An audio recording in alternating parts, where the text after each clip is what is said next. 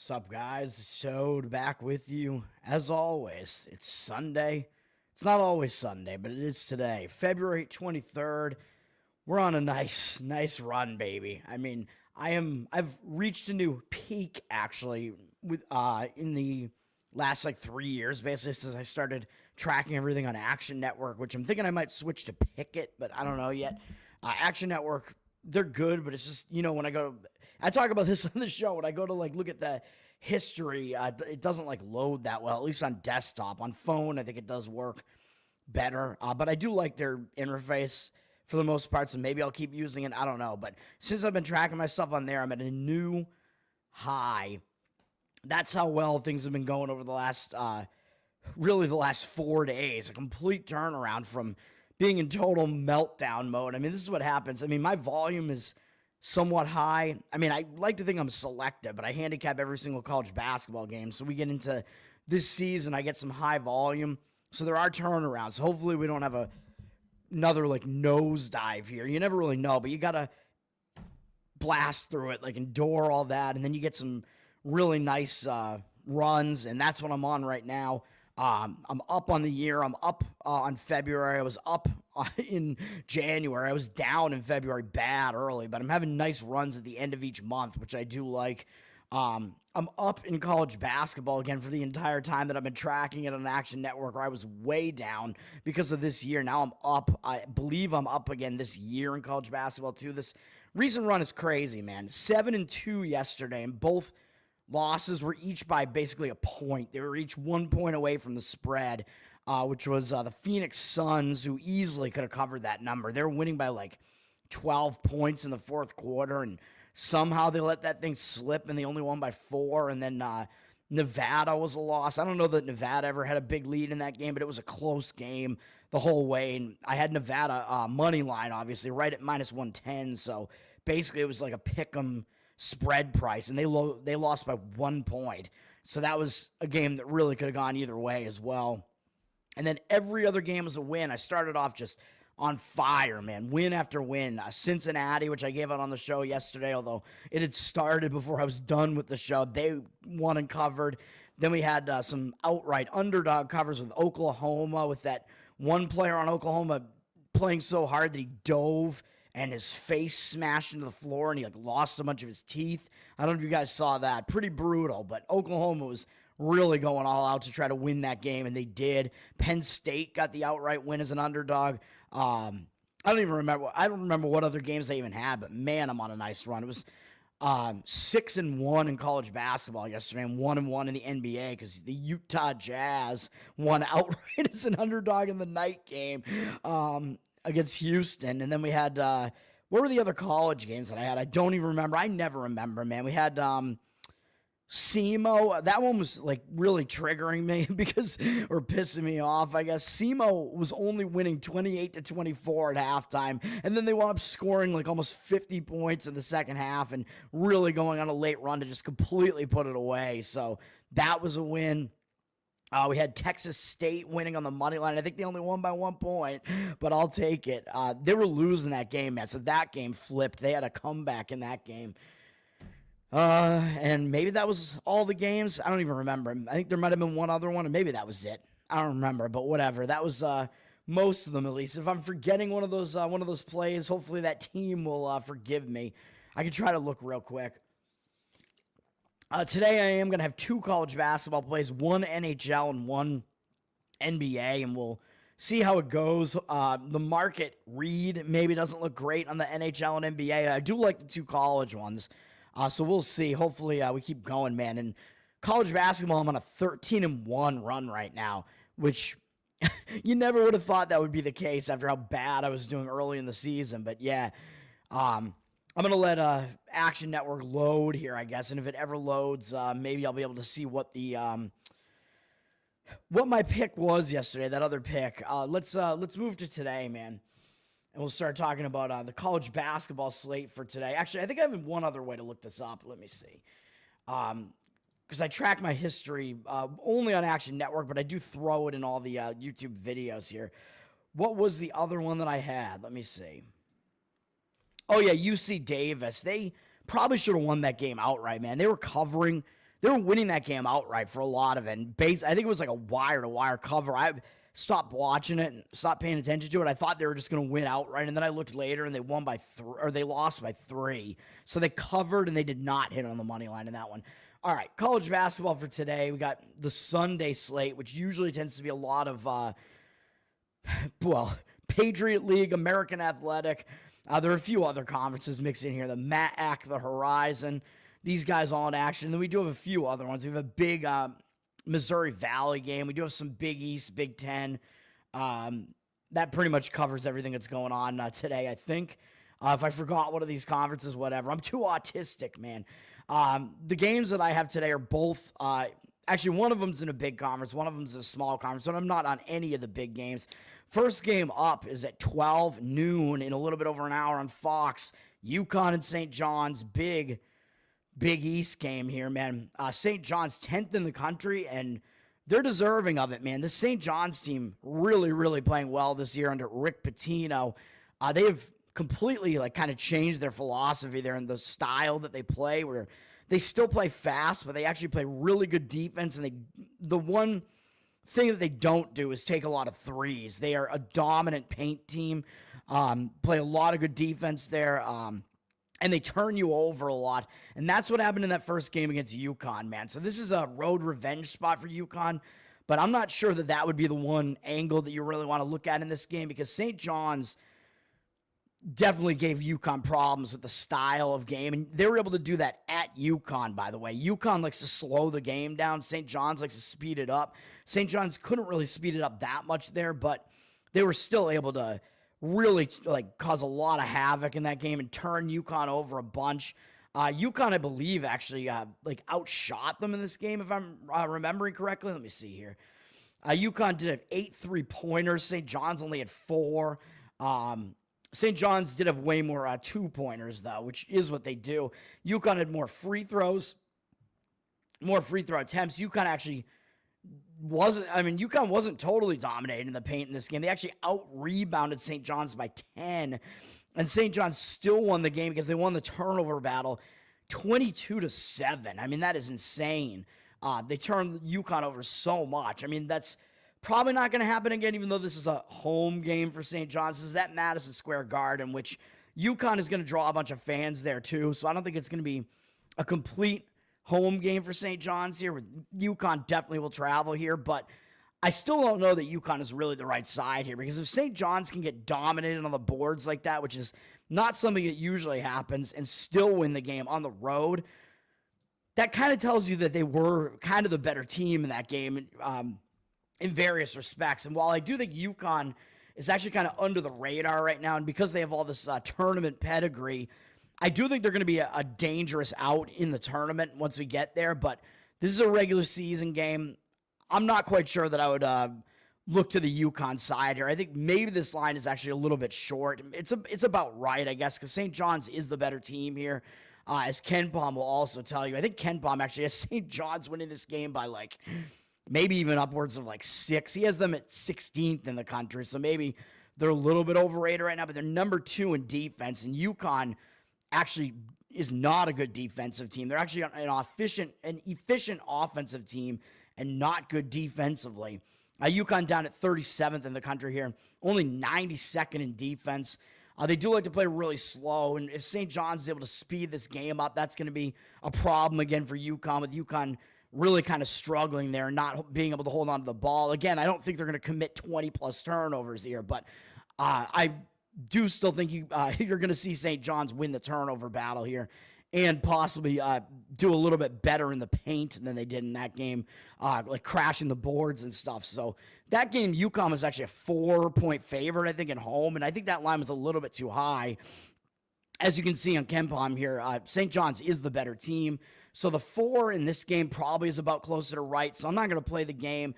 I would slightly lean to St. John's just because I do think the reason they won that game on the road is actually because they're the better team. I don't think it was either team overlooking the other. Yes, this is a road revenge spot for UConn, but do you not think St. John's is also going to be focused in this game? It's a big game, man. Both teams are going to show up here.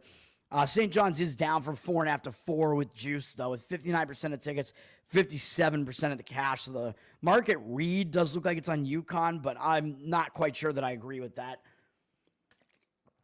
All right.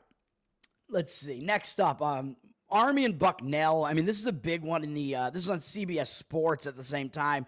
Not going to outcompete that Big East game, but this is a game between the two biggest, probably the two best teams in the Patriot League. Sorry to American University, who I think is overrated. Bucknell, I believe, is the best team in this conference. This is a terrible conference this year, but I lean to Bucknell in this game. Bucknell, their last loss was to this Army team on the road in a ridiculous game. 116 to 110 in 2 overtimes. Absolutely absurd score in that game. Maybe you could look to the under in this game because that game was so high scoring there, and I doubt this game is going to even be close to that high scoring. But you had 2 overtimes to kind of jack up the total in that one, or jack up the point score in that one. Under might make sense in this game, but I do like Bucknell in this game as well. The total's sitting at 142.5, actually up a little bit from the 142.5 juice to the under. I do think the under might make sense just because I think maybe the total's a little bit skewed high after what happened in that first game. The first game, the total was listed a little bit lower than that, and of course it soared over because of those overtimes, but that was just an absurd score. Bucknell, again, they've won every game since then. This is a big game for them. This is their final home game, so it's senior day for them as well. It's against probably the second best team in the conference, who they did lose to in their last loss. That's their only loss in the last 7 games. So I think that's going to have Bucknell extra focused for all those reasons. Army, they just beat Americans. So they're playing 2 big games in a row, having to go back out on the road to Pennsylvania to play Bucknell here. So, yeah, I think it's Bucknell or pass in this game. And the line is up from 6 to 6.5, 67% of tickets, 68% of the cash on Bucknell. Not one of my plays. I considered it. That would be the way that I would lean in that game. Let's see. Merrimack and Iona. Big game in the MAC, really. Iona, again, I've been talking about them. They're starting to kind of turn it around. I still think Merrimack is probably the best team in this conference, even though the conference record doesn't really tell you that right now. Merrimack has been struggling. They've lost 3 games in a row, but that game against Marist, I told you, man, after that big game against Marist, I thought they were going to be in a bad spot coming off of that, and they were. It was a sandwich spot, I think, and they lost to Sacred Heart. Now they turn back around. They go on the road to face Iona. Could be a bounce-back spot for Merrimack here, even though Merrimack's new to this conference, so that's kind of a difficult position to be in as well, where you're not used to playing in these venues. So these road games can be a little bit difficult for you, even though the home games can be a little bit more advantageous to you. Because Merrimack is actually further east than basically any of these teams in the MAC, man. They're all the way up in the Merrimack Valley in northeast Mass. Iona, they're coming off a win over Manhattan. I mean, who cares about that? But they were coming off a close game against Quinnipiac, so I guess good for them that they were able to get that win against Manhattan. It was a revenge game, though, so I guess they weren't unfocused just because Manhattan had beaten them the prior game. They're still going to be focused with Merrimack coming into their place because Merrimack is still one of the top teams in the conference and is better than they are and ahead of them in the conference. But the odds makers are also telling you that Merrimack is the better of these two teams. But Iona has flipped to the favorite from +1 to -1 with juice, but I would lean to the Merrimack side in this one or pass. I just think Merrimack is going to turn things around here at some point, and maybe it will be coming off that ugly home loss as a home favorite. That might be something that will refocus them. And again, like I said, I thought that was a bad spot for them. Merrimack is the better of these two teams. If they're both focused, you may see them actually put in a good enough effort to get this thing done in this game. 64% of tickets, only 58% of the cash on Iona. So that's the way I would look there, would be leaning to the Merrimack side a little bit. The market read, even though the favorite is flipped, the percentages do look like they agree with Merrimack. Purdue is at Indiana. This is a second meeting as Purdue won against Indiana at home, but this game, Purdue was a 12.5-point favorite in this game, and they almost lost the game. Indiana was winning outright for multiple long portions of this game, including late in the game, and Indiana really kind of stumbled towards the end of this game, and Purdue was able to get the win. So that might cause Purdue to be focused, man. I mean, Purdue, the fact that they had a bad game at home against this Indiana team, and the fact that Purdue has now lost 3 games in a row, although 2 of them were on the road to the 2 Michigan teams. One of them was at home to Wisconsin, which was a little bit more hard to fathom. But, I mean, those are 3 good teams. All those teams are significantly better than Indiana. This could be a get-right spot for Purdue here, man, even though I know it is a second straight road game. They're coming off 3 big games, but that game wasn't really that close. I had Purdue in that game, and they just did not have it in that game. So I think this is a game where you might see Purdue refocus. They might come back, play better defense, and Purdue, again, I think they might be focused again because Indiana gave them a real threat on their home floor a little while back. And Indiana, yeah, I mean, they're going to try to step it up because they are the little brother in the state of Indiana here against Purdue. So it is a big game for them too, but I just don't know if they have the horses to do this, man. Indiana's been kind of just thriving on their name recognition all year as far as how they've been priced in the market. Indiana, really not a very good team. Purdue is a significantly better team here still. Ken Baum's got Purdue at 13th in the country, 8th in offensive efficiency. A little bit worse on defense. They do try to slow the game down, and Indiana will try to speed this thing up a bit at home. They are the faster team. They are an okay team, a balanced team, but they're down at 57th in the country in Ken Baum. Ken Baum does have them a little bit high for my liking in the luck index as well, which has been the case the whole time. They're in the top half in luck, basically. So Purdue a little bit lower than that as well. So Ken Baum telling you the Purdue underperforming a little bit and Indiana overperforming a little bit. This game would be Purdue or pass to me, man. I mean, I think Purdue with so many bad performances in a row and not a very good performance the last time they faced Indiana, you got to think they're going to show up in this game. So that's the way that I would lean in this game. I don't even know what Indiana did in their last game, but Purdue, they're a 4-point road favorite, and I think you're actually getting a little bit of a cheap price there because Purdue was 12.5 at home. So this line really should probably be closer to like 5, maybe, yeah, probably in the 5.5 range. I would say would make more sense in this game. They are public, though, with 77% of tickets and only 72% of the cash, but I think that, again, you're getting the better team in a spot where they should be focused. I think it makes sense to look to Purdue's side or pass. And people are also going to look at this and say, wait a minute, Indiana went in and beat Michigan State on the road. Meanwhile, Purdue lost on the road to Michigan State, and you're giving me points with Indiana. It looks pretty tempting to take the points with Indiana, even though Indiana's been playing terribly, really, in their own right, even though these are all fairly close games, really, but they've lost 6 of their last 7 games. That's not good, because Indiana's not really that good, although, again, they played a bunch of good teams in here as well, including Purdue. But they're coming off a tough game against UCLA as well. They are just staying at home, so they do have the travel advantage, but they're playing 2 pretty big step-up games in a row. And I did have UCLA in that game because I thought it was a letdown with Indiana coming off that big game against Michigan State. And Indiana played decently against UCLA. Even though they trailed the whole game, they were still kind of in the game close to the end. So, again, for me, it would be laying the points with Purdue or pass in this game. I think Purdue, being the better team and being in a spot where they definitely should be focused, like I said, is kind of the name of the game there. FAU is at Memphis. I mean, of course, this is not the Dusty May FAU team anymore that was really good and made that run to the Final Four a couple years ago. Still not a bad team, though. I mean, they're still fairly competitive, but they are a big underdog here. And Memphis, I believe, is coming off a loss. Yeah, they just lost on the road to Wichita, which they haven't played since then. But again, when you're Memphis like this and you're rolling along, you have that many wins in a row and you're not used to losing, a loss can kind of hang you over into the next game, man. Even though they've had a lot of time off to think about it, that might actually be even worse for them. So I'm not so sure that I like Memphis in this spot. And this is also a huge revenge spot for FAU.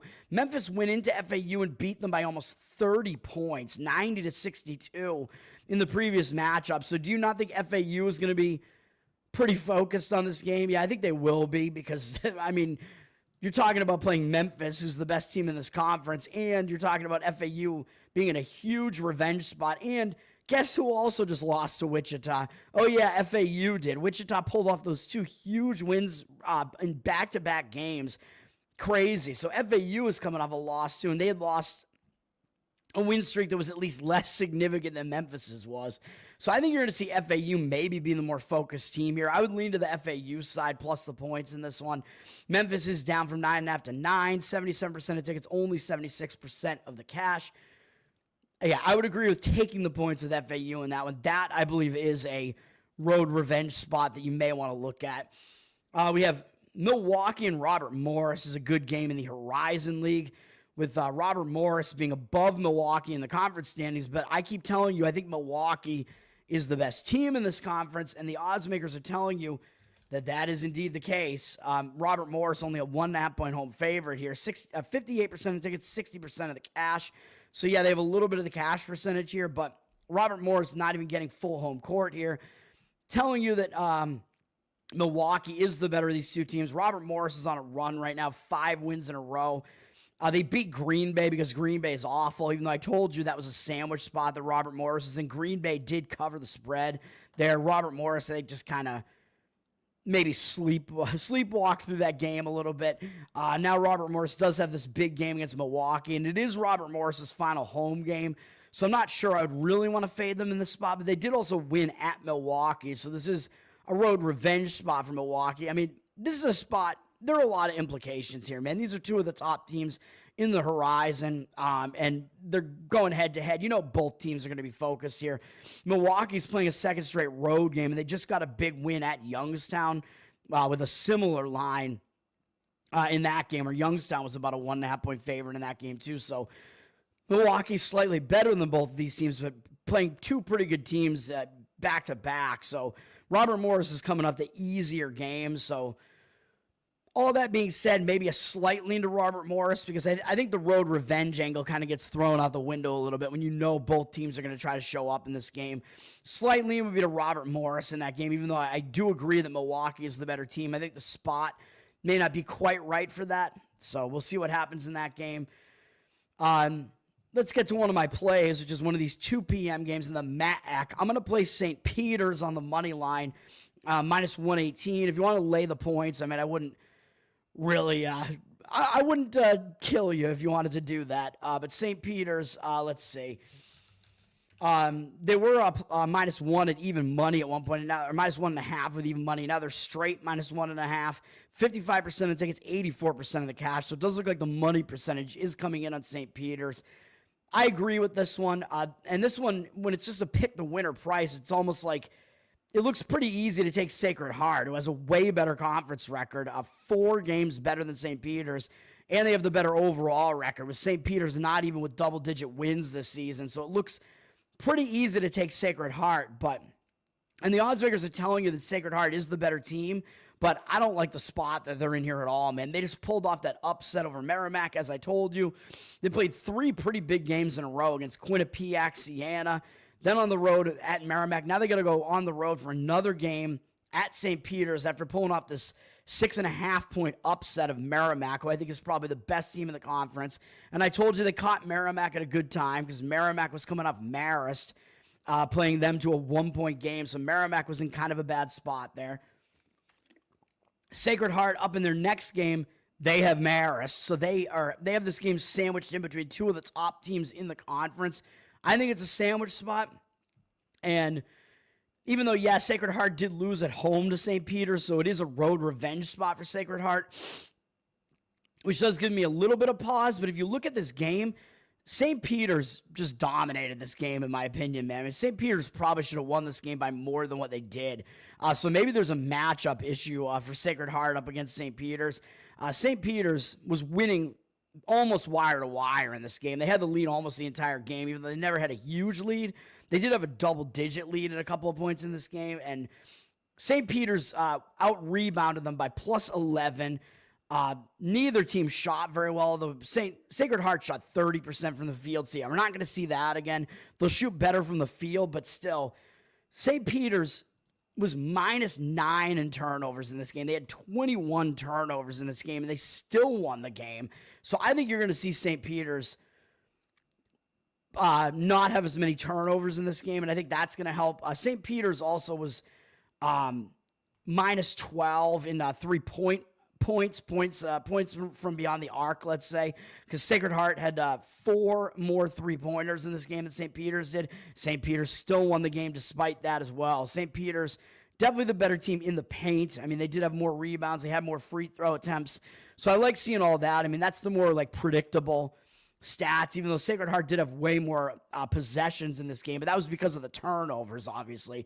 So if St. Peter's is able to clean up those turnovers a bit at home, you're not going to see Sacred Heart taking that many more field goal attempts. And even though in this game they did, Sacred Heart still didn't even win the game, even though they had 12 extra field goal attempts than St. Peter's did. Sacred Heart still lost the game. So that kind of tells me, yeah, there may have been other reasons. Like, it's not really a misleading result in that game, let's say. So I like St. Peter's in this one for all those reasons, despite it being a road revenge angle. Sometimes the road revenge angle is something that you can actually not only, I mean, you should always take it into account, but sometimes you can actually even fade it, and it makes sense to do so, and that is what I'm doing here. Ohio State at UCLA is a pretty big Big Ten game. This is a weird game, man, because both of these teams are coming off embarrassing losses, and it doesn't get more embarrassing than Ohio State. They just lost at home as like a 9-10 point favorite to Northwestern. They lost that game 70-49. Are you kidding me? They didn't even get 50 points, and they lost the game by 21. That is an outrageous loss, like basically an unacceptable loss if you're Ohio State. So I was saying, that Ohio State's going to be extremely focused coming off a game like that. And it was sandwiched in between Michigan and UCLA. Yeah, maybe they overlooked Northwestern, but still, is that an excuse to lose when you're almost a 10-point favorite, lose the game by 21? I don't think there's any excusing that. So Ohio State has got to be spending this time trying to fix things. An unbelievably embarrassing loss. One of the worst losses that I can remember for this Ohio State program. Ridiculous. With Northwestern without Barnheiser as well, who's their best player. He's out for the rest of the season. Now Ohio State does have to go to the Pacific Coast. So, yeah, it's a tough spot for them because it's travel to the Pacific Coast. It's an unfamiliar venue, but at least for them it's an afternoon game, so it's not like they're going to be playing late at night. So that does help a little bit.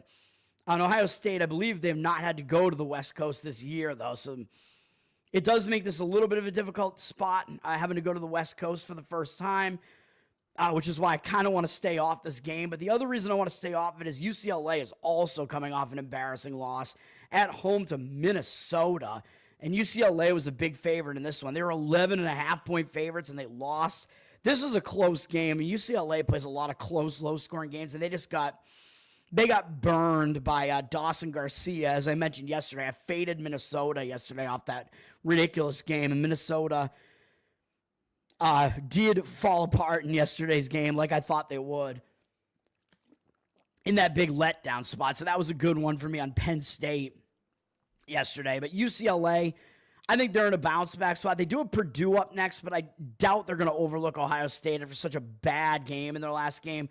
So both teams, I think, have reason to be focused here, man. Both teams are coming off kind of embarrassing losses. I know Ohio State's is even more embarrassing, though, so I might still slightly lean to Ohio State on the side in this one. But Ohio State, it was like that game was so bad that I'm thinking I want to play Ohio State in their next game. But then, of course, they're having to travel to the Pacific Coast, and they're playing a UCLA team that's also embarrassed. So I'm like, I can't do this.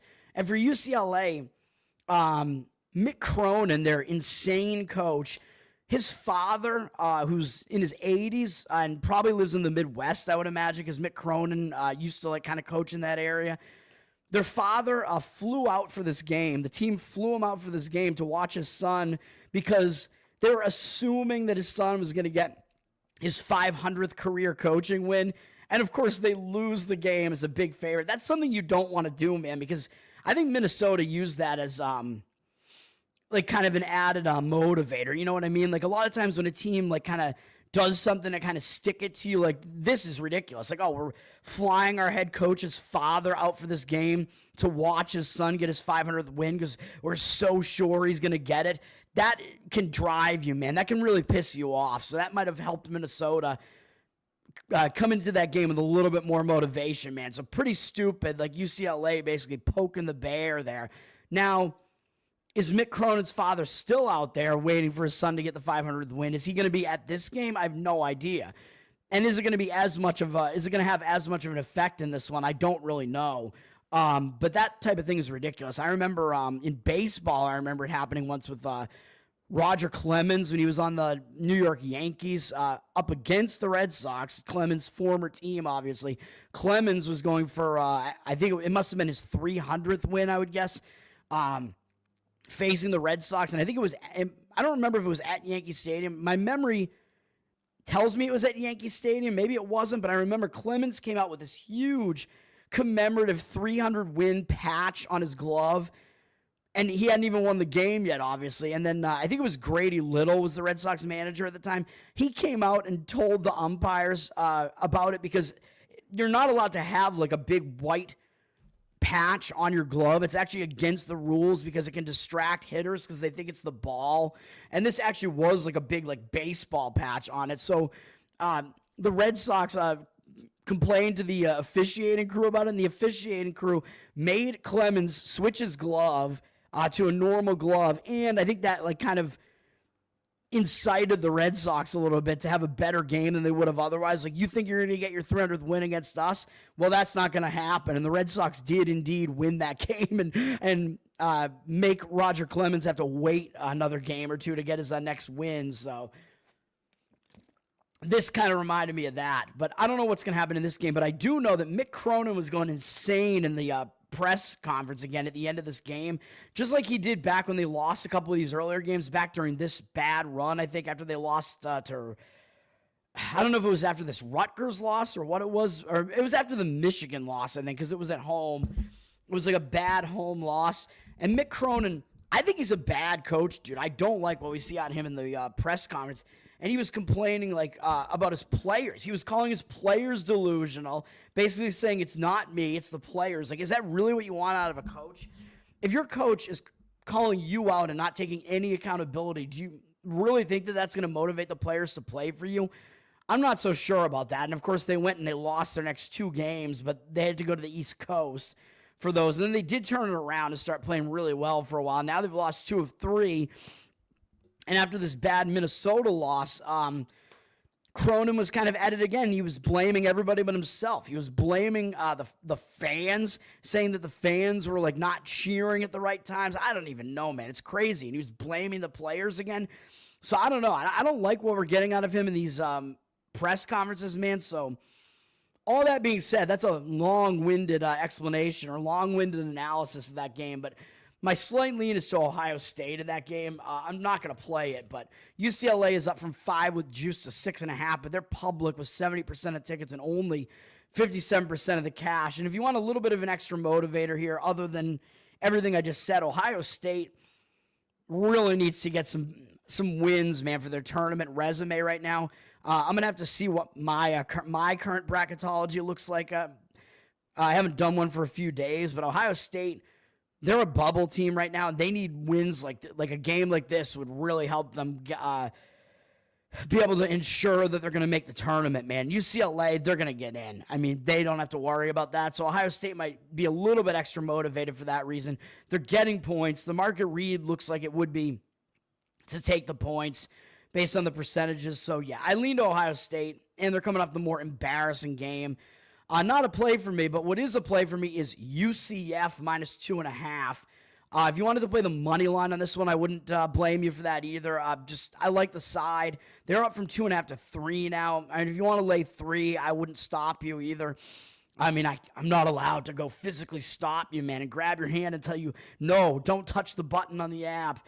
57% of the tickets, 63% of the cash on Central Florida. So the money looks like it is coming in on that side. I agree with it, and I think we're in a position here where we're going to get a little bit of value on UCF because Utah has been on fire recently, and UCF has been terrible recently. So now we're looking at a Utah team that has the better record, and they're getting points. So it's going to look pretty tempting to try to take Utah. If the public looks at this game, they're going to want nothing to do with UCF with how bad they've been playing recently. They always look at recent performance most heavily. Utah's been really hot recently. They have the better record, getting points, and I do not think that is the right way to look in this game. Ken Baum actually is, not only does he have UCF as the better team, which the odds makers don't even have, they're not even telling you they think UCF is the better team here. So I think this line is short Actually, maybe I'm wrong about that. Does he have UCF as the better team? He might have them slightly lower. Yeah, sorry. He has Utah 2 ranking spots higher than UCF. Sorry. So very close. But because of that, you'd think that UCF should just get full home court on this line, and they're not. And I think Ken Bum has UCF winning this game by actually like 5 points or so, because I think the home court advantage they're going to have here is actually part of this handicap and pretty big factor in my opinion. But Utah, I think they're going to be in a letdown spot, man. They won at home against Kansas. Huge win for them. And then I thought they were going to be in a letdown against Kansas State.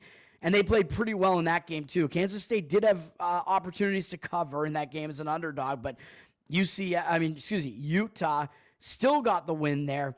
But now Utah has to travel from their comfortable home environment where road teams don't do well in Utah, especially Utah's new to the Big 12, man. So these Big 12 teams are going to have a lot of difficulty going out to play in Utah in high elevation, whereas the same could be said for Utah having to go to these weird places that they don't usually have to travel. And in this case, they got to travel to the East Coast to face UCF. And then after this, they have to fly all the way back to the west, to the mountain time zone, basically, or the Arizona time zone, I guess, and play Arizona, a ranked Arizona team, and that's a much bigger game as well, and that's a big former Pac-12 kind of rivalry game there for Utah, so I think they're going to completely overlook this game.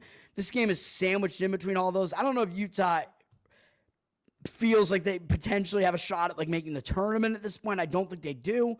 I don't know that they think that they do, but this is just a weird travel spot, man. They have not had to fly all the way to Florida yet this year. It's going to be the longest travel spot they made this year. And when they've played on the road this year, they have been really, really bad. I mean, they lost 81-56 to Baylor. So they lost at Waco in Baylor by, 25 points. They lost at Iowa State by 23 points. They won at TCU, who was the lesser of the opponents that they played. And yes, I know a lot of these teams are better than UCF.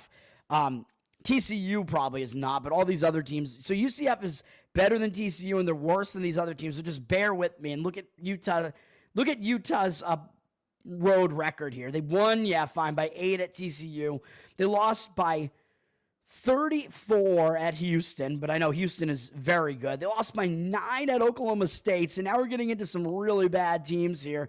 They lost by 11 at West Virginia, and they lost by 10 at Cincinnati. So that's what Utah has done in these true road games this year. They are, so what does that make them? 1-5, 1-6, something like that. And almost every one of the losses was just a horrific loss. Virtually all of them. Half of them were by like 20 plus, and the other ones against the weaker teams were almost all by double digits as well. So Utah has been horrific on the road. So that's another reason why I like UCF here. UCF, they've been a little bit better at home than on the road, I think. You would have to imagine. But, they've been bad recently. Yeah, for sure. They've lost so many games in a row, 7 games in a row. And prior to that, they were looking like maybe they were going to be a potential tournament challenging team. But you look at their home record here, like in conference, it hasn't been as bad. UCF actually won on the road at Texas Tech, and then they lost to Kansas at home. Yeah, but that was a game where I played Kansas because it was a bounce-back spot for Kansas and a terrible letdown spot for UCF. They won at home against Colorado. Fine, Colorado sucks. But UCF was able to hang with Arizona on the road. They played Houston to within 1 at home. They beat TCU ridiculously at home by 27 points.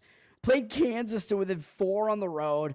BYU had a close game with them, and we see BYU is really turning it on and playing pretty well at home. So this UCF team in this stretch, they haven't been really that bad, even though they've lost to some bad teams in here. But I think this is going to be a spot where they're going to turn it around, man. They just went out on the road, having to go to Colorado and then Oklahoma State.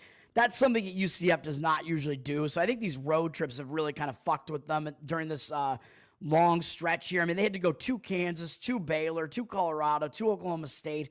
So a lot of road games in the mix here in this 7-game stretch. 4 of them were on the road, and they were just kind of zigzagging all over the place.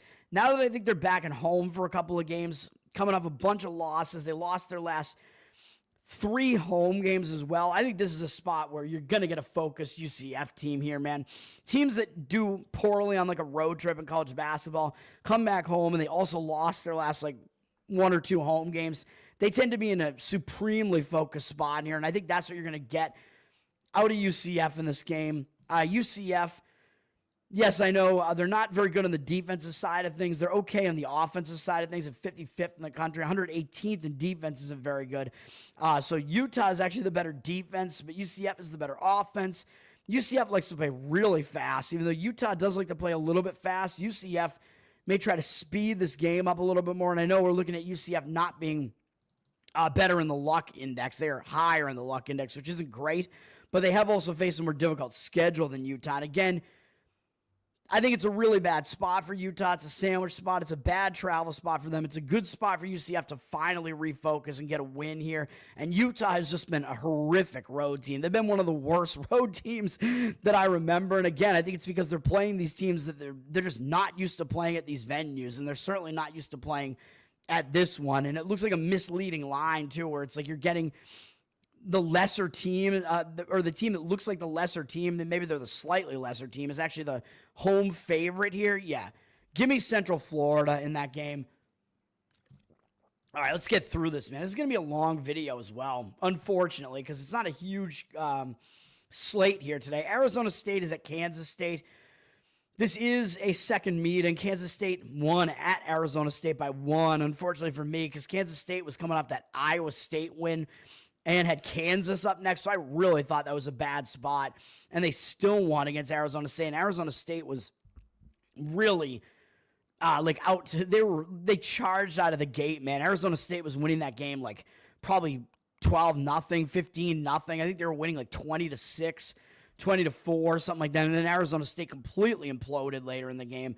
But whatever. Kansas State went on that nice run. Now they've lost 2 games in a row, but that was because they had to go out into elevation, I think. Now they're coming back home, but they did win on the road, so Arizona State may have reason to be focused here as well. I think you're going to see both teams kind of be focused here because Kansas State's coming back home off a couple losses, but Arizona State did lose at home to Kansas State, so it is a little bit of road revenge for Arizona State here. Arizona State coming off that game against Houston where they didn't really do that well, so I don't know that that's really going to hang them over or anything like that. They've been playing really bad, having lost 6 games in a row, including that game against Kansas State. One issue, though, is they're not used to playing at Manhattan, Kansas, man, because Arizona State's new to this conference, so they may not have the best time here going to Kansas State. So this is a really tough read for me. Kansas State's up from 5.5 to 6.5, so the money is coming in on them. 80% of tickets, 87% of the cash on Kansas State.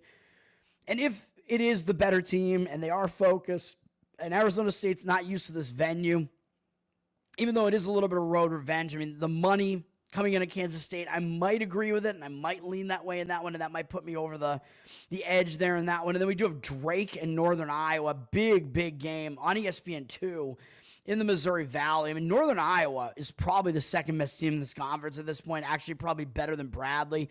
Drake is the best team in the conference, but Drake's having to go on the road to Northern Iowa. They did beat Northern Iowa the other time they played them this year at home by 14. Drake is the better team, but going on the road, this is not going to be easy for them, man. And you know Northern Iowa is going to step up for this game, so I might have the slight lean to Northern Iowa here. I mean, everybody knows Drake's name recently because they made the tournament, I think, 2 of the last 3 years or something, or maybe 2 years in a row. But they had, DeVries then, and now he's on West Virginia now, and he's hurt. So Drake doesn't have him anymore, at least, although Drake's still putting together a really good season again. They've been built into a pretty good program. Northern Iowa, they're coming off a few wins in a row. They're on a nice stretch here, actually. They've won 6 games in a row. So they're hot right now. They just beat Belmont on the road, but there's no way they're going to overlook Drake at home. So I think you can kind of ignore what's been going on as far as what these 2 teams have done recently. Drake, I believe, is coming off some sort of bounce-back win after they lost as a home favorite to Bradley, which wasn't the greatest game for them. But all that being said, yeah, I mean, Northern Iowa would be the way I would lean in this one. I mean, the market read kind of tells you everything in this one. Very strong market indicators on Northern Iowa, flipping from +1 to -1.5 with juice. So they flipped to the favorite. 84% of the cash on Northern Iowa and 51% of the tickets on Drake. So I think it's probably a little bit of an anti-public play to look to Northern Iowa there. I don't have any other real situational angles to look for there, but that's the way I look at that. Georgetown at Creighton. I would lean to Creighton in this one. I mean, Georgetown, I don't know how this happened, but Georgetown beat Creighton. Maybe Creighton was dealing with some injuries then, but Georgetown beat them at Georgetown 81-57 by 24 points. Kind of an inexplicable result there. So this is a big revenge game for Creighton, I think, because Creighton got totally embarrassed when they played at Georgetown. And now, obviously, we know Georgetown is the significantly lesser of these two teams, and they're having to go out to Omaha after beating Providence by 21 points. Georgetown might be feeling a little bit higher on themselves. They got to go to Omaha with Creighton probably gunning for them for what happened to them the previous time these two teams played. And then Georgetown's got UConn and Marquette up after this. So this is close to a play for me, man. I like Creighton. I would lay the points in this one if I was going to do it. But then again, Creighton, they're coming off two big games themselves, or three, actually. Coming off Marquette, UConn, St. John's, and now having to travel back to Omaha as well from the East Coast. So I don't love the spot for Creighton either. And Kalkbrenner got hurt, so I don't know what we're going to be dealing with there. I don't know what his injury situation is. So you got to take a look there, and you got to see, because he's probably the best player on Creighton right now. So you got to make sure that you know if he's in or out. And my guess is that he probably is playing in this game, because Creighton is up from a 12-point favorite with juice to 13.5. So they're a giant favorite here. 88% of tickets, 89% of the cash. So I would still lean to Creighton, but that line does look a little bit high to me. Although I think that line may be taking into account the fact that Kalkbrenner, I guess, must be playing if this line is that high. Either way, Creighton is definitely the better of these two teams. They're in a pretty major revenge situation, so I still agree with the Creighton side. I don't think you're getting much value laying the points with them, though, because they've been hot recently, so I think they may be a little bit overvalued in the number, but the situation would say you should lay it with Creighton or pass. Okay, let's go to NHL here, where I'm not going to have a whole lot in the NHL. Again, as I skipped all of yesterday, my Boston Bruins had a terrible performance again. I mean, there's some crazy results. This is what happens, man. Teams coming out of this weird new all-star format. These games are almost impossible to predict. You saw some just wild, unexpected results yesterday. Some weird blowout scores. I mean, it's good that I didn't touch any of this in the slate here yesterday. By the way, New Jersey did outplay Dallas statistically in that game, even though they lost with an empty netter at the end. So I don't know if I would take that much away from that. Edmonton and Washington up at 1 p.m. Eastern on TNT. This is going to be probably the biggest game of the day. And Edmonton, both teams played yesterday, and Edmonton lost in one of those inexplicable results, 6-3 to Philadelphia. Don't ask me what that was. Now they're going from Philadelphia to Washington, so it's not a big travel spot for them. Washington, on the other hand, did win yesterday against Pittsburgh, 8-3, and they're coming back in from Pittsburgh.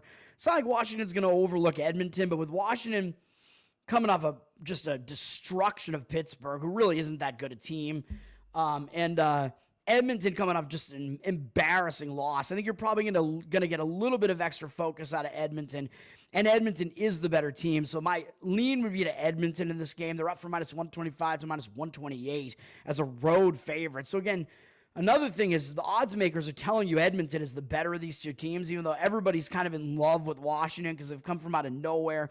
They have a great record. Their record is actually better than Edmonton's is, but odds makers telling you Edmonton's the better team. Edmonton's been pretty good on the road too, so it would be Edmonton or leave it alone for me, and I'm leaving it alone. But 73% of tickets, 88% of the cash on Washington, so the cash percentages on them, even though I think Washington's kind of looking like kind of a public home underdog there. So I don't know what to expect out of that. Seattle at Tampa Bay. I like Tampa Bay in this game. Seattle just beat Florida yesterday, man. I mean, they beat the returning champs. Ridiculous upset win from Seattle there yesterday. Now they have to turn around on a back-to-back with no rest and go play Tampa Bay. I don't think it's a great spot for Seattle. They don't really have anything upcoming with St. Louis. That's kind of whatever. But Tampa Bay, I hesitate a little bit, even though Tampa Bay is in a good rest spot because they have not played yet out of the All-Star break. But that's also kind of the problem. Even though Tampa is rested, are they too rested? Because they literally haven't played for 2 weeks. And they went into that All-Star break winning 4 games in a row and 5 of their last 6. So, like, a team that goes into the All-Star break hot and then they're coming out of the All-Star break after that All-Star break ends their momentum, I'm not so sure that I would want to do it. So that is what kind of keeps me hesitant on this one. I still like the Tampa Bay side, though. I mean, they do have the rest. Seattle getting that ridiculous upset win yesterday does mean they're in a letdown spot. So Tampa Bay would be the side I would lean to here still. But the fact that Tampa is in that All-Star break momentum-killing spot kind of keeps me off of this one. If you wanted to do it, it would be laying the puck line, I would say, with Tampa, or I guess playing them to win in regulation or something like that just to cut this price down because they're a big favorite, up from minus 245 to minus 251. 89% of tickets, 99% of the cash on Tampa. So the cash percentage does look like it's coming in on them as well. My actual play, this is going to be a weird one, man. We're going to try using this new All-Star format to our advantage here. And I'm going to play the Colorado Avalanche. They're at minus 145. You might be able to get a little bit of better price on this, even though I know they're absurdly public. I know. We're paying a price on the road here. They're down from minus 145 to minus 141. But I think maybe we're actually getting a little bit of an advantage in some respects with this price. I think it's actually maybe even a little bit cheaper than it would be otherwise because of the goaltender situation here for St. Louis. St. Louis has their starting goalie likely playing tonight, which actually, maybe I should make sure of that, or today, I guess, or 6 p.m. Eastern. Let me see here. I would have to assume it's going to be Binnington and net, and that is really where the whole handicap hinges. So let me make sure that is the case. It's not confirmed, but I do think that's going to be the case. Let me just make sure of that. Yeah, it says it's not confirmed, although, yeah, looking at starting goalies, they kind of score the goalies as well. And they're actually giving Binnington a low score here as well. So let me see. Yeah. Binnington, I mean, well, we'll talk about him in a minute, but let me see. I didn't have that up on my screen, but whatever. Okay. So this definitely hinges on Binnington being the goaltender in this game, and I think he will be because it is a back-to-back for both teams, and I think that gives us the advantage on both sides of the goaltending scenario here, where Colorado, they played yesterday and they lost at Nashville. Not a very good loss, even though Nashville, as I keep saying, they're still better than they appear record-wise, even though they really haven't had a good season at all. So Colorado did lose to Nashville. That was a tough game for them because Colorado went into the break on 2 straight wins, winning 4 of 5, winning 4 of the last 5 games and 5 of the last 7 games, and beating Edmonton to go into the All-Star break. So wasn't the greatest spot for them coming out of the All-Star break. They went to Nashville. They dropped the game. Wedgwood was in net for them in that game. But now Colorado's primary goaltender, Blackwood, is going to be back in net here. And if you look at their save percentages and goals allowed per game and stuff, Blackwood is absolutely the better of these two goaltenders here. So we get Blackwood in net here. So that's an advantage for Colorado in this game. We're actually going to get both starting goalies in this game. Both teams are going to have the starters. So Blackwood is in net. And yes, I do know this is road revenge for St. Louis. Or, excuse me, it's not road revenge, home and home revenge, because back on January 31st, Colorado did beat St. Louis 5-0. But I think Colorado's just the better team, man. I mean, sometimes the team is just better. Even though St. Louis will probably try to be focused for that reason, because Colorado did beat them. But Colorado, having dropped yesterday's game, you got to think they're going to show up focused. They're going to have a rested Blackwood, even though hopefully he's not rusty coming into this game, having a lot of time off. But I think the goaltender situation on the other side is worse, and that is what I'm looking at here. And St. Louis was involved in a much more difficult game yesterday. They played Winnipeg yesterday, and they took them into overtime.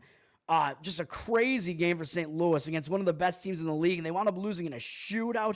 There were a bunch of fights in this game. It was crazy, dude, against Winnipeg. So I think St. Louis is in a hangover spot coming off that game yesterday. That was a huge game for them, even though I know they're not traveling. Colorado traveling up from Nashville, not huge travel with that either. Colorado coming off a pretty ugly loss, whereas St. Louis is coming off this big performance. They gave it basically their all in that game, man. Taking Winnipeg into a shootout, and there were, like I said, a bunch of fights in this game, like just players piling on top of players. Crazy, crazy stuff going on in that game. Coming off of that, I don't think they're going to be that ready for this game against Colorado, man. And that sets up a decent situation to play Colorado, but the other part of this is the Binnington factor.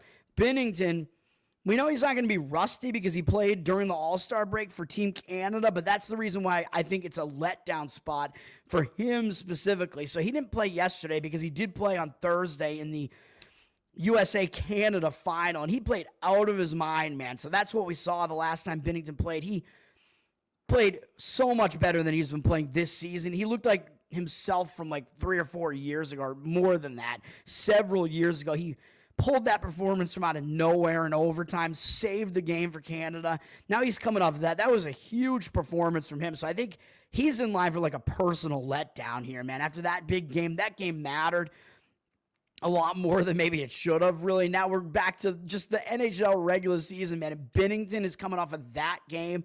I think it's a letdown spot for Binnington, man, coming off that. That is just crazy. So you're going to have him in net up against Blackwood, who I think is the significantly better goalie, actually, this year out of two. Binnington, you can see his goals allowed and save percentage has not been very good this year. He just hasn't been that good this season, man. So everybody was shocked by his performance in that Canada game. But now everybody's going to think that that's him probably. Oh, Binnington is back, baby. But I don't think so. I think he had a huge performance in that game. Just all the factors around it were huge motivators and whatever, and he just had an epic performance. And coming off that, I think there's only one way to go, and that's down. I think he's going to be in a letdown spot here. I like Colorado for all those reasons, so that is the play there. The line has moved up again a little bit there. Minus 145 is the best I saw out there. So it's still in range where it makes sense to just lay the money line, in my opinion, on that one. And hopefully they're able to do it. Let's get through some of these other hockey games. I do like Chicago. I think Toronto's in a bad spot. They beat Carolina yesterday 6-3. That was a big win. Now they're having to travel down from Toronto to Chicago. I don't know that they have a bigger game up next. I think they do, actually. I think Toronto plays Boston next. So they play my Boston Bruins next, which that's always kind of a big game because the Bruins eliminated them from the playoffs last year. It's an original 6 matchup, although this is one too. But Chicago is just a team that you just overlook because they're just not playing well. Boston is at least, in the playoff hunt right now. So bigger game, and then New York Rangers after that. So I think this is indeed a sandwich spot for Toronto. Chicago, they had a horrible game yesterday, losing 5-1 to Columbus, and I actually kind of liked the spot for Columbus yesterday. Columbus was actually a big favorite in that game. Columbus, oddsmakers telling you they're significantly better than Chicago. This Chicago team just ugly, but there are some spots where they play well, and I think this may be a spot like that. That was a horrible game for them yesterday, so I think they're going to try to clean some stuff up after yesterday, where Toronto was in a major letdown spot. So I would lean to taking the puck line with Chicago in this one. Toronto's very public. They're up from minus 245 to minus 247. 98% of tickets, 99% of the cash. You can't really put much stock into some of these percentages early on, but what you can say is, Toronto's going to be getting a lot of the public action here. If I was going to play this game, I'd play the Chicago puck line, which is probably plus 1.5 goals, minus 120 or so, and then throw a little bit on the money line as well. That's the way I would look at that. Dallas is coming off that game against New Jersey, where that was a misleading result, like I told you. DeSmith was in net for Dallas as well because Ottinger played during the All-Star break, so they gave him a rest in that game. Dallas wound up winning the game, but New Jersey was the way more physical team. I think New Jersey might have outshot them too, and DeSmith just had kind of an outlier goalie performance in the game to get Dallas that win. Now Dallas is turning around and facing the Islanders, who actually haven't played since the All-Star break, and I believe they went into the All-Star break on a pretty negative run. Yeah, they lost a couple of games in a row to Winnipeg and Minnesota, although those teams aren't bad. But they went in on kind of a sour note, so I think we do have some advantages for the Islanders in this game. Dallas coming off the big win. The Islanders are the rested team here. and maybe fix some things during that All-Star break. Although I think the Islanders, when they had that hot stretch, I think they were playing above their pay grade. I don't think they're actually as good as that. Dallas is up from -123 to -127. 76% tickets, 92% of the cash on them. But I disagree with that move and the cash percentage there. The market read is kind of what's keeping me off of this game a little bit. I would lean to the Islanders. I would grab them on the money line in that game if I was going to play that game.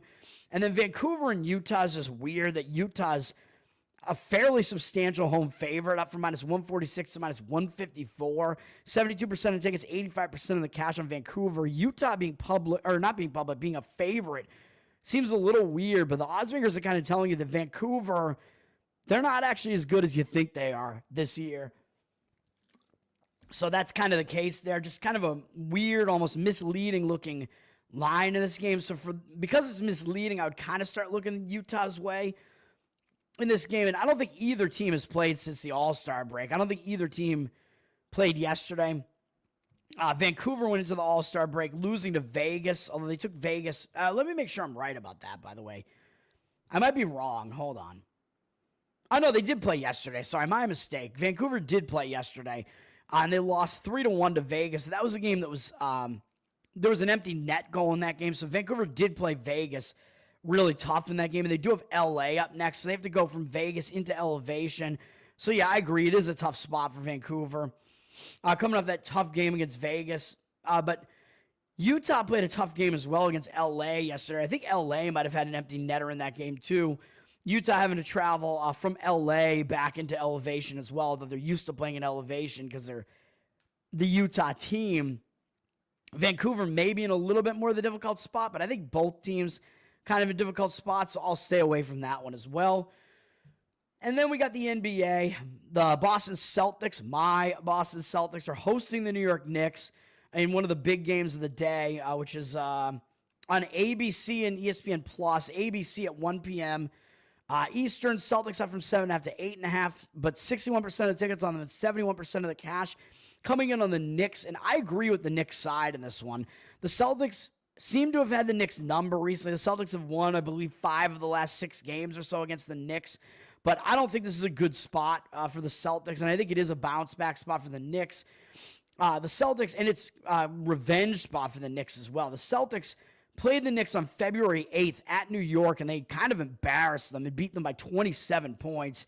Easy win for the Celtics, and the Celtics have just been rolling and winning every game by double digits. They just beat Philadelphia by 20 points. Now they get the Knicks again. Yeah, it's a big game. Celtics should still be focused on this game because the Knicks are still one of the top teams in the conference, but I think it's going to be an extra motivated spot for the Knicks here. The Knicks, not only did they get embarrassed by the Celtics in that game, their last 2 losses were that game and the game that they played coming out of the All-Star break against Cleveland. They went to Cleveland and they lost 142 to 105. That is insane, dude. I know Cleveland is good, but come on, man. I mean, for any team to lose like that, that's just insane. I mean, it's kind of inexplicable, really, losing by whatever that is, 37 points. So I think you're going to see an extremely focused effort out of the Knicks here. And the Knicks were without a couple of their key players there. They're without Josh Hart and OG Anunoby in that game. And they need those guys, man, for their complete teams. So you're going to have to look and see what's going on with that situation. They're both listed as game time decisions right now, so they're both questionable. This line being as high as it is kind of seems to indicate that those guys aren't going to play again, but we'll have to see. So if you like the Knicks, I mean, I would kind of wait it out a little bit maybe, although, of course, if those guys do come back, you're going to see the line drop a little bit, so I don't know, man. I mean, maybe I wouldn't judge you too much if you wanted to even just take the Knicks right now, because even if those guys don't play, you're at least playing the situation, and if those guys do play, you'll beat the number at least. But the thing is, if those guys do play, the Knicks will have to try to get them back in the rotation or whatever, but it's not like getting a star player who's been out for a while back, so it's not going to be like a huge reverse injured player spot there. So in this game, I would play the Knicks or pass the game. Dallas is at Golden State in another big game, which is up right after this one on ESPN, the ESPN ABC, the ABC doubleheader. Dallas, I mean, this is going to be a big game again for both teams. Dallas is coming off that win over the Pelicans. Like, who cares? Going out on the road to face this new look Warriors team that's 3-1 with Jimmy Butler there. But, I still think he's kind of a chemistry killer, even though the Warriors have played well with him. I think the Warriors are maybe a little bit overvalued now just because they've looked so good recently with Butler, winning a bunch of these games. And now they're coming off just a destruction of the Sacramento Kings. But that was the Sacramento Kings without Fox now. So Sacramento's trying to get used to having those new pieces there. So I don't put a whole lot of weight into that. And I think maybe Golden State's just a little bit overvalued now due to recency bias. And Dallas is probably being a little bit undersold right now because of that trade. And now they're without Anthony Davis and Luka. But Dallas, they still have guys on this team that can play. You do have to look at the injury situation as far as some of these other guys are concerned with Dallas. Caleb Martin is going to miss this game. PJ Washington, you got to make sure that you know what's going on with him. He's game time decision for Washington there. So we'll see if he plays. But for me in this game, it would be Dallas or pass in this game. The Warriors are down from 9.5 to 9.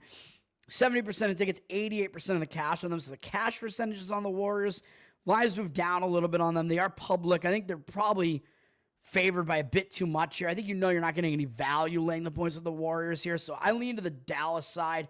Dallas does have a huge game up next against the Lakers, though. So if Dallas really gets embarrassed here and Dallas gets Washington back, whatever, for that game against the Lakers, that's going to be the Luka versus the Luka-less battle. You might be able to look Dallas's way in that game, man, because everybody's just praising the Lakers, especially with the Lakers coming off that ridiculous win over the Nuggets. I think they won last night. So that might be a spot where you may be able to play Dallas, but we'll see. My one play in the NBA is the Clippers plus 3.5. I just don't like the spot for Indiana here. They just smacked Memphis. They beat Memphis pretty badly, pretty soundly. They beat Memphis by 14 points, and now they're just staying at home with a couple of days off, kind of basking in that. And yeah, they got LA, but they did just beat LA, the Clippers, on the road on February 6th. So it's a little bit of a quick road revenge spot for the Clippers. And Indiana's got Denver tomorrow. So they may even be looking ahead a little bit to Denver tomorrow. I don't know if they're going to necessarily overlook the Clippers. Or the Clippers are kind of this Jekyll and Hyde team. Like sometimes they look like they could win it all, and sometimes they just look like they're going to lose to the worst team in the league. Clippers also coming off a loss to Milwaukee. Milwaukee did have Giannis back in that game, so he did play, and they did win. I kind of liked the Clippers in that game. They didn't get it done. The Clippers have had the 2 days off as well after that. So, yeah, they are traveling, but only from Milwaukee to Indiana. And with 2 days off, and I think they want to get a win after getting that loss. They want to get a first win after coming out of the All-Star break. So I think the situation sets up fine for the Clippers here. I like it. And you're playing the team with the better defense, at the very least, with the Clippers. Better defense, getting points. Indiana has been hot recently. They've been scoring a ton, which is why the public likes them. But again, defense does matter, and the Pacers don't do it well. So even though they've been scoring a lot, you're getting the better defense, getting points. You got to make sure what's going on with Kawhi Leonard, though. I don't know if he's going to play in this game or not. He's just listed as game time decision. He's got like a foot issue. He may wind up playing because this is a fairly big game, and I don't think the Clippers have a bigger game up next. So hopefully he is going to be out there. I mean, you want him to be out there to bolster this Clippers defense, but I kind of like the spot anyway. They do play tomorrow, but it's only against Detroit, so Detroit, not bad, though, flying under the radar, but still, this is a bigger game. The money looks like it is coming in on the side of the Clippers in agreement with me. Pacers down from 3.5 to 3.5 with reduced juice. 67% of tickets, 84% of the cash coming in on the Clippers. I agree with it. The Clippers are going to be the play and my only play in the NBA for today. I just think the spot kind of sets up for it, so that's why I like it. Let's see here. I think Orlando is in a bad spot. Let me see. They're coming off a tough game against Memphis where they lost by 1, and they got Cleveland up in 2 days, and then Golden State. So it is a sandwich spot. So I would only lean to taking the points with Washington here, but it is Washington, and Washington sucks. And Washington, that's factored into the line, but Washington is coming off kind of a close call against Milwaukee. So I don't really want to do that either. And you know it's a double-digit line here. Magic up from 12 to 13 with juice. 86% of tickets, 92% of the cash on them. I'll stay away, but the spot isn't very good for Orlando. I would take the points with Washington or not play the game. Phoenix is at Toronto. Phoenix should have gotten the win for me yesterday and wound up missing by 1 point on that cover. Now they're going from Chicago up to Toronto. I don't know if it's the greatest spot for Phoenix, although they got to try to coalesce and kind of get some wins here. I mean, it's not exactly a big win over Chicago, but it's travel. It's 3 road games in 4 days in all different cities, which is not easy to do. I mean, a few days ago on Thursday, they were down in Texas, so in Austin, Texas. So the travel isn't very good for the Suns. They're going up to Toronto. They do have Memphis up next. So Toronto may be the right way to lean into this game, although Toronto is coming off a big game where they took Miami into overtime. But Toronto at least isn't traveling. They're just staying at home. They do have Boston up next. I don't know that they're really going to overlook anybody, though, this badly as they've been playing. And the fact that they took Miami into overtime, yeah, it was kind of a big performance from Toronto, but it also does tell you Toronto is still trying to win games at the very least. So I think this game would be Toronto or pass. Suns down from 2 to 1.5 with juice. 61% of tickets, 67% of the cash on Toronto. It looks, so the money, the market read, the money all looks like it's coming in on, or looks like it is coming in on the Raptors side. And it looks too easy to take the Suns, man. It's basically just to pick the winner price on the Suns. So for those reasons, lean would be to Toronto in that game.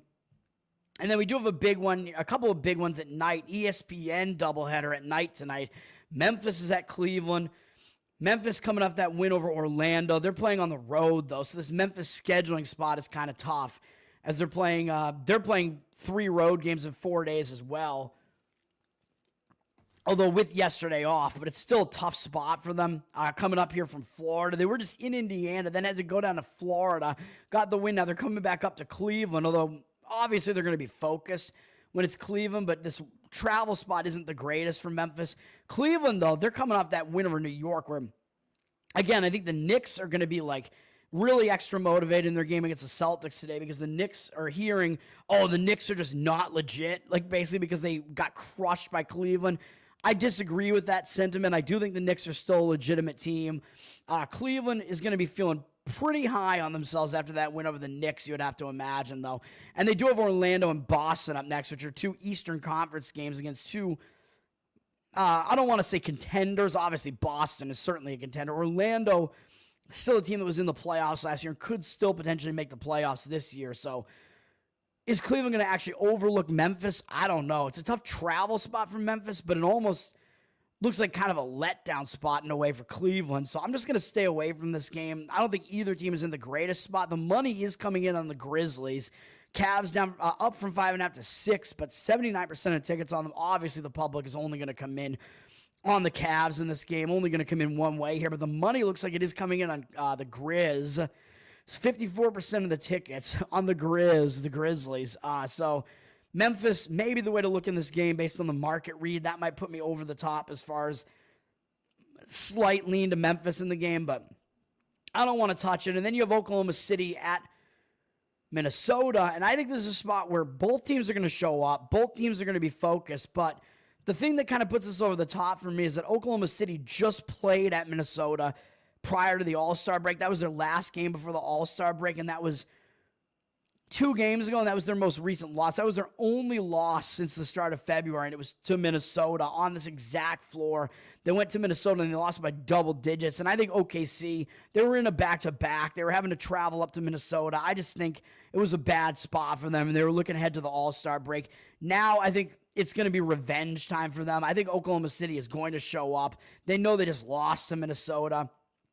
They are playing 2 games in 3 days, coming in from out of elevation from playing at Utah. But they had an easy time of it in Utah. Didn't really have to exert a lot in that game and that easy win. So I think Oklahoma City is in a fine spot. And you're still pretty well rested after you have the whole All-Star break. So I think the rest situation isn't really that bad for them. It's going to be a little bit worse for some of these teams that are starting to play 3 games in 4 days again, which is not this. Minnesota, I mean, you could argue they're going to be in a little bit of a bounce-back spot because they just lost to Houston, but that was a tough game for them, though. They went down to Houston, lost the game. I took Houston in that game because I thought it was the right spot to do it. I thought Minnesota was, in essence, kind of in an OKC sandwich there. So, yeah, they're going to show up for this game against OKC, but both teams are going to show up. Both teams have kind of similar travel, really, and similar rest situations. So if that all kind of balances out, I think the better team with maybe a little bit of extra motivation for revenge is the way that I would lean in this game. So I would lean to the Thunder in this game, but you're laying a lot of points on the road. It's up from 7.5 to 9 with juice. I think the 9 or 8.5 is similar to what the number was in that other game where they lost to the T-Wolves. So it's kind of a zigzag type of situation where the Thunder are going to be the team that has all the adjustments to make after that bad loss. T-Wolves, and I think it was just a bad spot for them. And the T-Wolves are going to be the team that doesn't really have anything to change because everything worked, but the line has moved up a little bit. 7.5, I would like the Thunder a bit more than I do at 9, 9 with juice, which is basically right around where the number was in that prior game. But still, it would be Thunder or pass on the game for me. 69% of tickets on the Thunder, 67% of the cash on the T-Wolves, which seems weird to me because even though, the public is going to usually want to play Oklahoma City, but in a game like this where they know both these teams are pretty good and have star players, and they see a home team where they think it might be a competitive game, getting 9 points, and they see that the T-Wolves won this game outright like 2 games ago, you'd think the public would come in and think that there's value on the T-Wolves. So I don't understand what I'm seeing in the market there as far as those percentages are concerned. I would lean to OKC in that game, like I said, and let's see, what was the line? Yeah, the line was 9.5. in that first game. And then I think there may be some injury concerns as well on the Minnesota side. I don't know what the deal is with the injury situation here. Gobert is out and Randall is still out for them. And DiVincenzo is still out for them as well. Gobert is kind of the main piece right now, though, as he's obviously one of the starters for the T-Wolves, and he looks like he's going to be out in this game. So you have a slightly short-handed T-Wolves team as well. That's going to do it for me, man. My plays one more time. College basketball, St. Peter's money line -118. UCF, definitely like that one, -2.5. Colorado Avs in hockey, getting back to the hockey. Hopefully we start doing what we were doing earlier in the hockey season as I hit like a little bit of a bad stretch in hockey. It's been a good year, though. Colorado Avs -145 and LA Clippers and NBA +3.5. That's going to do it. Tower Gang Toad on Twitter, patreon.com/Tower Gang for the most offensive, hilarious podcast that you will ever hear. Go do it. Go check it out. That's going to do it for me once again. Tower Gang Toad, Tower Gang forever, baby. Peace.